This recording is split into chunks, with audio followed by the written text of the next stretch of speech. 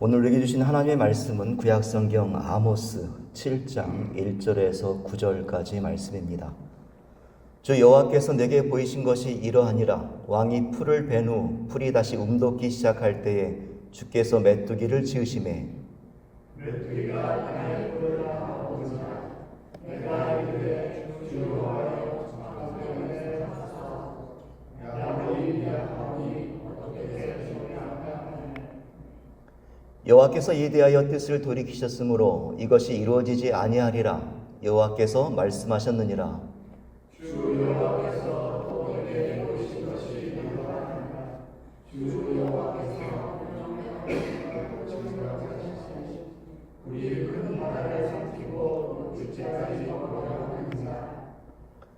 이에 내가 이르되 주 여호와여 청하건대 그치소서. 야곱이 미약하오니 어떻게 서리이까 하매 주 여호와께서 이대하여 돌이켜 주 여호와께서 이르시되 이것도 이루어지지 아니하리라 하시니라. 또 내게 보이신 것이 이러하니라. 다림줄을 가지고 쌓은 담 곁에 주께서 손에 다림줄을 잡고 서셨더니 여호와께서 내게 이르시되 아모스야 내가 무엇을 이루냐. 내가 내 앞에 다림줄이니라. 주께서 이르시되 내가 다림줄을 내 백성 이스라엘 가운데 있고 다시는 용서하지 아니하리니. 이삭의 산당들이 황폐되며 이스라엘의 성소들이 파괴될 것이라. 내가 일어나 칼로 여로보암의 집을 치리라 하시니라. 아멘. 지난 한 주간 평안하셨습니까? 아멘. 여러분 소식 들으셨겠습니다만 지난주에 텍사스 중부에 있는 힐 컨트리 지역에 사흘 동안 기록적인 폭우가 쏟아졌죠. 오늘 아침까지 피해 상황을 보니까 129명이 목숨을 잃고 173명이 실종되었다고 합니다. 특히 어린이와 청소년들이 참가한 캠프 지역에 큰 피해를 당했는데 그 중에 제 가슴이 가장 아팠던 소식은 그 아이들 중에 가장 어렸던 8살, 9살 그 어린이들이 머물던 캐빈이 급류에 휩쓸려 갔다는 소식입니다. 그 소식을 들으면서 참 가슴이 미어지는 그런 순간을 맞이하게 됐습니다. 그 뉴스를 보면서 예전에 있었던 한국의 세월호 사건도 함께 떠오르면서 참으로 괴로운 한 주간을 보내고 있기도 합니다. 이와 함께 논란이 되고 있는 이야기도 있죠. 백악관은 이번 재난을 Act of God, 인간이 어쩔 수 없는 천재지변이다라고 표현을 했습니다. 그런데 사고조사에서 안전관리 상태와 비상시 대응 대책에 대한 허술한 점들이 드러나면서 그 책임 문제가 계속 대두되고 있는 상황이기도 합니다. 우리가 살고 있는 이 세상에는 이와 같은 비극적이고 고통스러운 자연재해와 사고들이 참 많이 일어나고 있습니다. 어떤 이는 이것들을 향하여 재앙이라 말하고 또 어떤 이들은 하나님의 심판이라고 말하는 분들도 있습니다. 우리는 그 사건들이 과연 하나님의 심판인지는 쉽게 판단할 수는 없죠. 하지만 우리에게 중요한 것은 이러한 비극적인 사건과 사고들을 마주할 때 우리 마음이 어떠해야 하는가, 어떤 태도로 살아가야 하는가를 깨닫는 것입니다. 오늘 보면 아모스서의 배경이 되는 시기는 솔로몬 왕 이후에 이스라엘이 북이스라엘과 남유다로 나누어진 지 약 140여 년이 지난 때입니다. 당시 북이스라엘은 여로보암 2세가 통치하면서 북이스라엘 역사 가운데 가장 화려했던 강력했던 전성기를 누리고 있던 시기였습니다. 정치적으로는 안정되었고 군사력이 강해지면서 다윗이 얻었던 모든 땅들을 잃어버렸던 그 영토를 다시 회복했던 그런 놀라운 시기였죠. 그러면서 다른 나라들과 무역과 상업이 활발해지면서 경제가 번성하고 백성들은 풍요로운 삶을 누리던 그러한 시기였습니다. 그런데 이스라엘의 이러한 안정된 삶과는 달리 그들의 마음은 하나님과 멀어져 있었던 시기이기도 합니다. 특히 종교적으로 심각한 타락을 겪고 있었는데 하나님 향한 예배는 겉모습만 남았고 우상 숭배가 만연했던 시기였습니다. 심지어 하나님의 제사장들조차 성전이 아니라 부유한 개인 집이나 왕궁에서 이스라엘과 백성들이 아닌 자신들의 주인을 위한 제사를 행하던 그러한 때였습니다.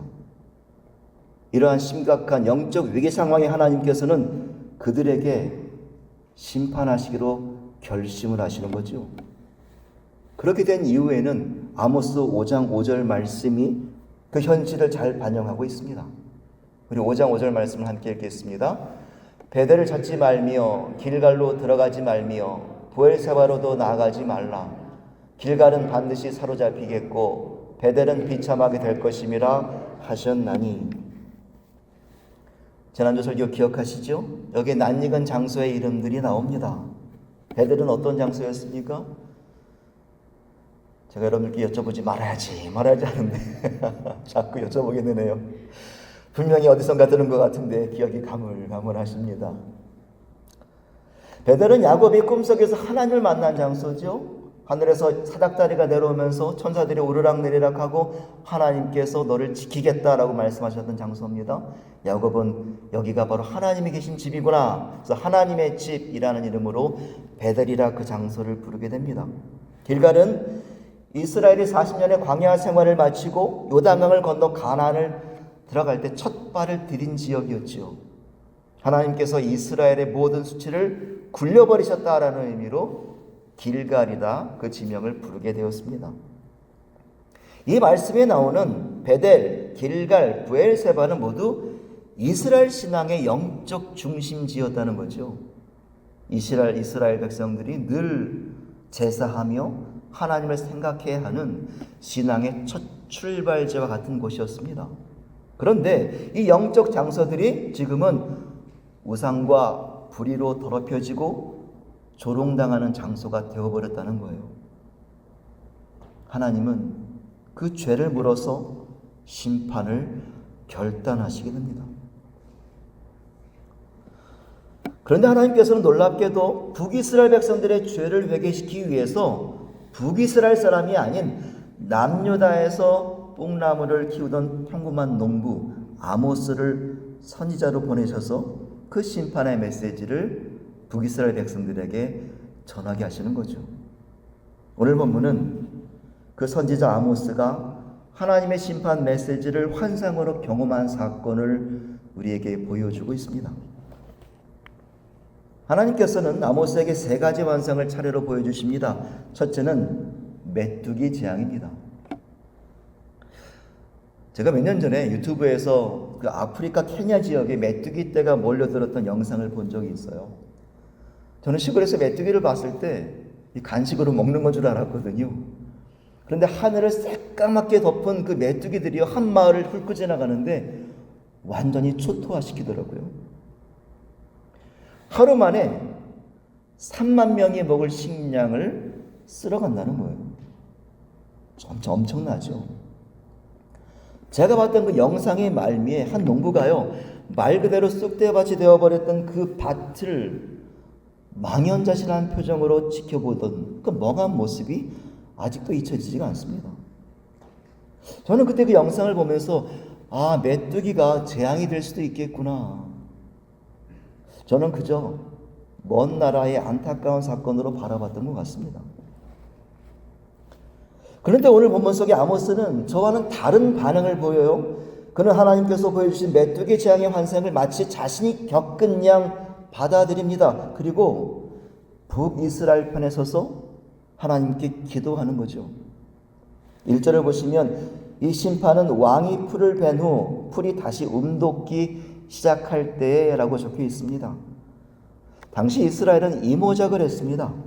봄에 심은 작물을 5월에 첫 수확을 거두게 되는데 이 첫 수확물들은요, 그들이 먹지 않고 나라에서 왕이 세금으로 모조리 가져가 버려요. 그럼 백성들은 언제 밥을 먹느냐? 백성들은 가을에 다시 심고 겨울에 나는 작물들을 가지고 1년 동안 생계를 유지한다는 거죠. 그런데 이 메뚜기 때가 왔던 그 시기를 보면 백성들의 식량이 되어야 할 그 작물들이 막 움돋기 시작할 때 그 식물들의 잎을 메뚜기들이 다 갉아먹는다는 거예요. 하나님께서는 이스라엘 백성들의 생존 자체를 흔드시는 심판을 하시겠다라는 엄청나게 두렵고 무서운 메시지가 보여진다는 거죠. 이 환상을 보면서 아모스가 부르짖기 시작합니다. 주 여호와여 청하건대 사하소서, 야곱이 미약하오니 어떻게 서리이까 하매. 우리가 이 상황을 성경에 있는 문자대로 읽기 때문에 아모스의 감정이 느껴지진 않지만 아마도 그는 이스라엘 향한 진심을 당하여 울부짖을 것입니다. 하나님 제발 용서하여 주옵소서. 저들의 죄를 사하여 주옵소서. 하나님께서 내리시는 그 심판은 이스라엘 백성들이 도저히 감당할 수 있는 것이 아닙니다. 저들이 저렇게 미약한데 어떻게 그 심판 중에 서 있을 수 있겠습니까? 아모스 선지자는 이스라엘의 그 미약함을 기억해달라고 하나님께 은혜를 구하고 있는 거죠. 그런데 놀랍게도 하나님께서는 그 기도를 들어주시고 뜻을 돌이키셨다는 것입니다. 3절에 보면 이것이 이루어지지 아니하리라. 두 번째 환상은 더 두려운 모습입니다. 하나님께서 명하신 불이 바다 깊은 곳에서부터 솟구쳐 올라오죠. 그 불길은 큰 바다를 말려버리고 육지까지로 번져들 태워버릴 기세로 향하여 올라오고 있습니다. 아모스는 이 환상을 보면서 다시 한번 하나님 앞에 엎드리는 거죠. 주님 안 됩니다. 제발 멈춰 주십시오. 저들은 너무 연약합니다. 저 뜨거운 불길 앞에서 어떻게 서 있을 수 있겠습니까? 제발 멈추어 주옵소서. 아모스의 간절한 기도에 하나님은 다시 한번 그 뜻을 돌이키시죠. 이것도 이루지 아니하리라. 마지막으로 하나님께서 보여주신 것은 다림줄의 환상입니다. 하나님은 손에 다림줄을 들고 기울어진 담 곁에 서 계십니다. 이 다림줄이라는 말은 좀 생소한 단어죠. 영어로는 플럼 라인이라고 부르는데 고대에서 건축을 할 때, 건물을 지을 때 사용되던 도구라고 그래요. 그림을 보시면 이 줄 끝에 무거운 추가 달려 있죠. 그래서 추가 밑으로 떨어지면서 이 줄이 곱게 되지 않겠습니까? 곧은 직선으로 떨어지겠죠.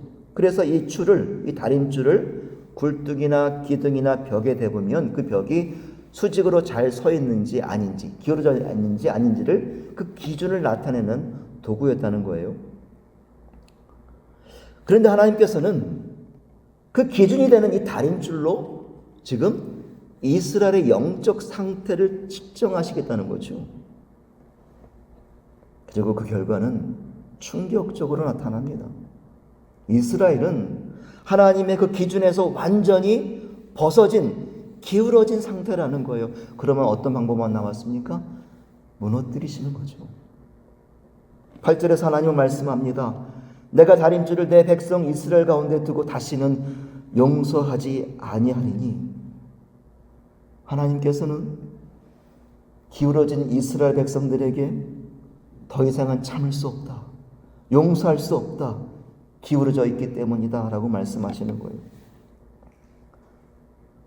그런데 이 세 번째 환상에서는요, 첫 번째, 두 번째 하나님께 용서를 구하고 사해달라고 간절한 기도를 했던 아모스의 기도가 나타나지 않습니다.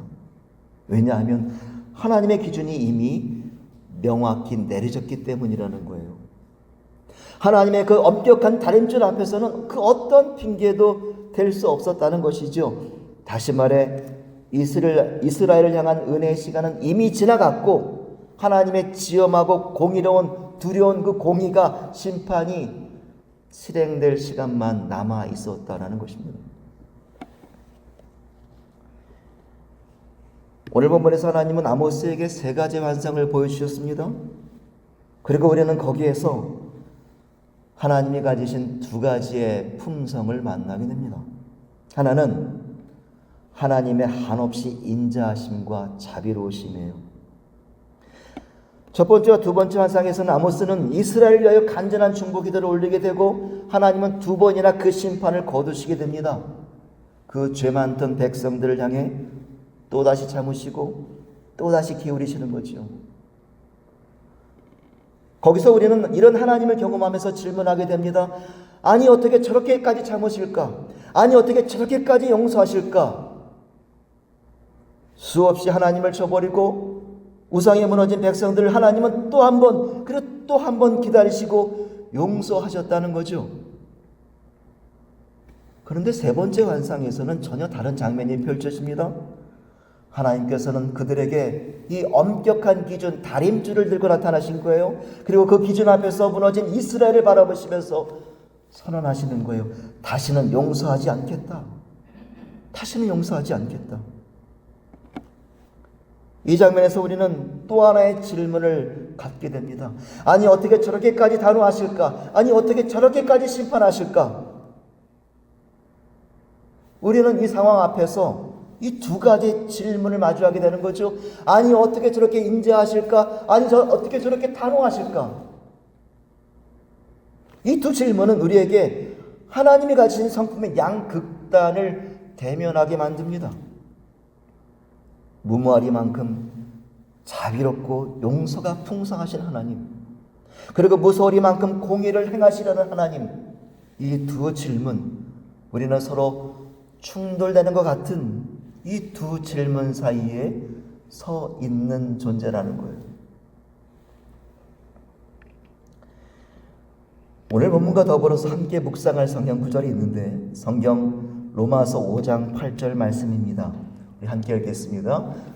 우리가 아직 죄인 되었을 때에 그리스도께서 우리를 위하여 죽으심으로 하나님께서 우리에 대한 자기의 사랑을 확정하셨느니라.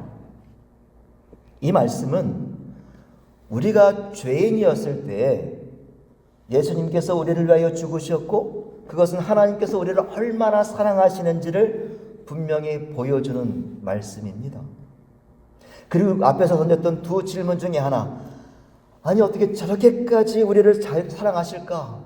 자비롭고 인자하실까? 이 질문을 떠올리게 하는 말씀이죠. 하나님의 한없는 용서하심, 자비로우심, 그리고 끝없는 사랑이 이 말씀에 나타나 있습니다. 그런데 이 말씀은요, 남겨진 또 하나의 질문, 아니 어떻게 저렇게까지 준엄하실까도 내펴고 있는 말씀이며, 하나님은 십자가 위에서 죄 없으신 독생자 예수를 우리를 위하여 죽이셔야만 했다는 거예요. 왜냐하면 하나님의 공의는 우리의 죄에 대해서 결코 그냥 넘어갈 수 없었다라는 것이지요.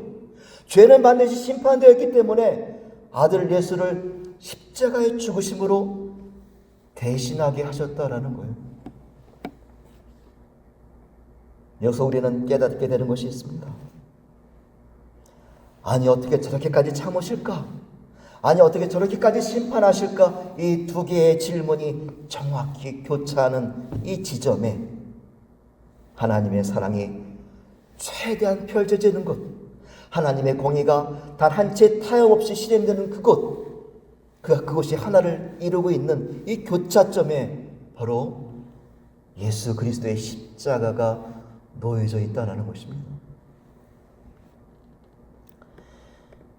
신학자 매튜 헨리는 이 로마서 8장 말씀을 이렇게 해석합니다. 우리가 아직 죄인 되었을 때라는 말은 우리가 언제까지고 죄인으로만 있으라는 뜻이 아니다.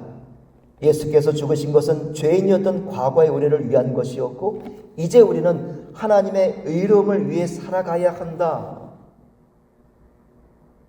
이 말은 하나님의 자비가 최대한 펼쳐졌고 하나님의 공의가 완전히 이루어진 바로 그것, 이 십자가의 구원을 얻은 성도들이 공의로운 기준을 들고 계시는 하나님의 다림줄 앞에서 어떻게 살아가야 하느냐를 묻고 있는 질문입니다. 하나님의 다림줄 앞에서 어떻게 살아갈 것인가?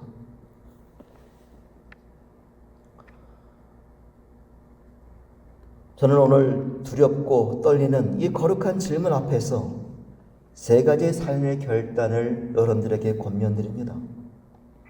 첫째는 자신의 죄를 철저히 점검하십시오. 십자가는 단지 자신의 죄를, 과거의 우리의 죄를 덮어준 사건이 아닙니다.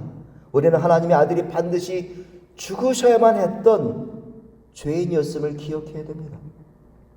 그렇기 때문에 우리는 날마다 회개하며 죄를 돌이키는 삶을 살아야 하는 것이지요.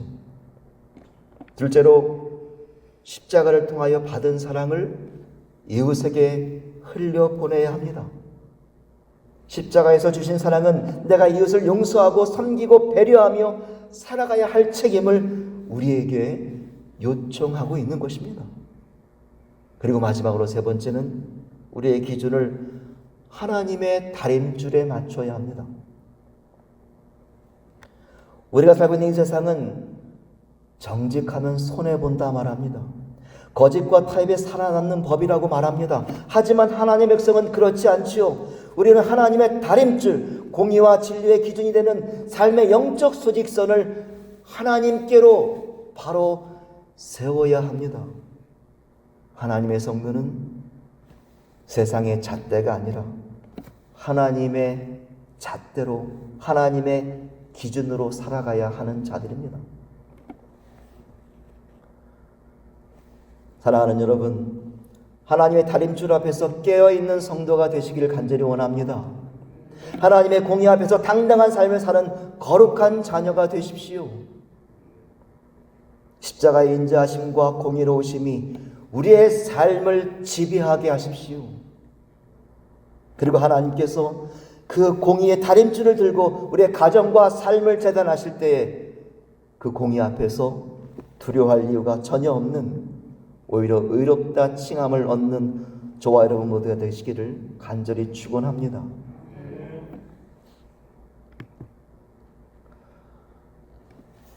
저는 지난 월요일에 아는 어떤 분을 만나기 위해서 그분이 일하는 회사 건물을 찾아갔어요.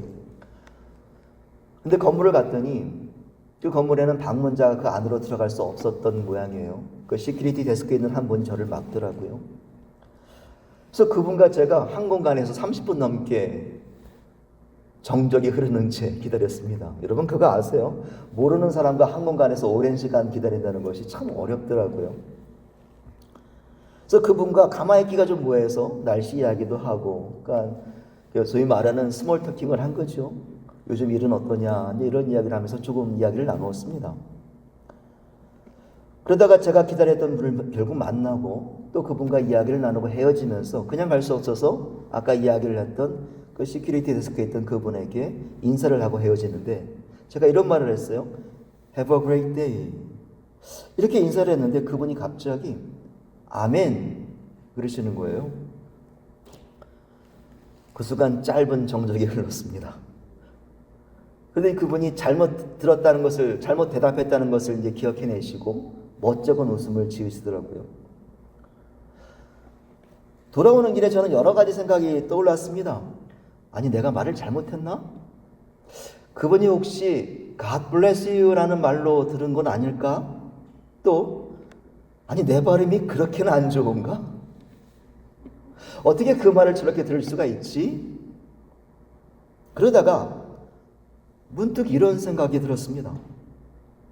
아마도 저분은 분명히 그날이 월요일이었으니까 어제 교회를 다녀오셨을 거야. 교회를 다녀오신 분일 거야. 그래서 아멘이라는 말이 자연스럽게 입에서 튀어나왔을 거야. 사랑하는 여러분, 저는 오늘 이런 결론을 내리려 합니다. 하나님의 다림줄 앞에 선다는 것은 대단하고 거창한 신앙의 목표와 기준을 세우는 것은 아니라고 저는 믿습니다. 오히려 우리의 일상 속에서 하나님의 이름과 예배와 찬송을 우리의 삶에 담아내는 것, 저는 이렇게 믿고 소망합니다. 그것이 진정한 신앙인 것이죠.